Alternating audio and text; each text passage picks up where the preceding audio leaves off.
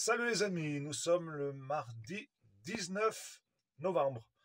Donc suite à la vidéo d'hier sur notre week-end, comme promis, je vais vous en faire une deuxième par rapport à l'hommage qu'on a rendu aux agriculteurs qui sont partis trop tôt, que ce soit par suicide ou aussi victimes de l'utilisation des produits phytosanitaires qui déclenchent des cancers.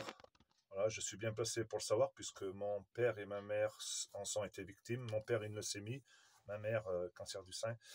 Donc dans cette très belle église de Saint-Paulien, on a rendu un vibrant hommage à tous ces paysans partis trop tôt.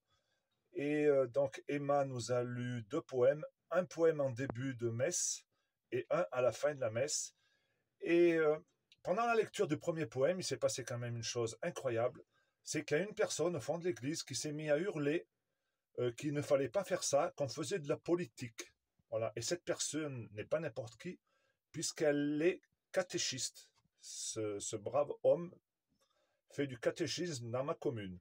Donc comment une personne apprend le catéchisme à des enfants et en même temps hurler qu'il ne faut pas rendre hommage à ceux qui nous donnent à manger?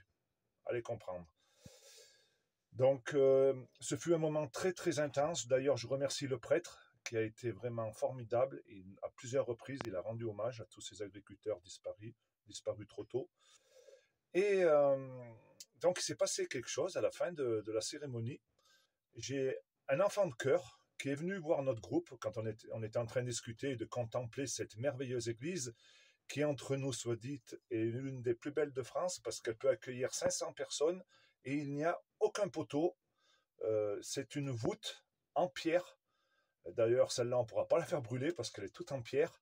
Et nos anciens, ils l'avaient faite en la remplissant de terre. Au fur et à mesure qu'ils montaient les murs et qu'ils montaient les pierres, eh ben, ils la remplissaient de terre.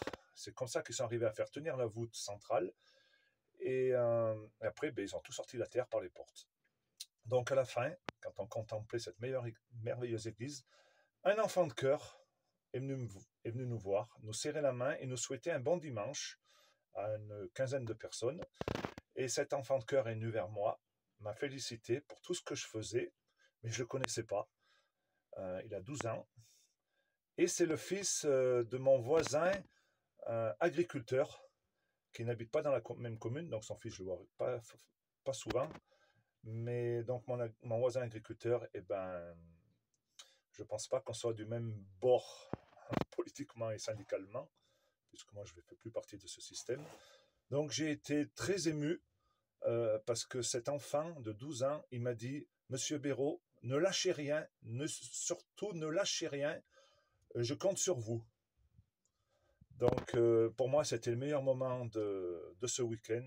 Un enfant de 12 ans parler avec de tels propos et une telle éducation et politesse, ça m'a vraiment fait chaud au cœur et je vous garantis que je vais me battre pour cette génération d'enfants. Si les autres ne comprennent pas qu'il faut qu'ils se battent, qu'ils nous rejoignent, eh ben, on va essayer de sauter nos deux générations et de le faire pour ces enfants qui sont bien plus intelligents que ce qu'on peut le penser. Et ça a été juste incroyable. Allez les amis, la bise!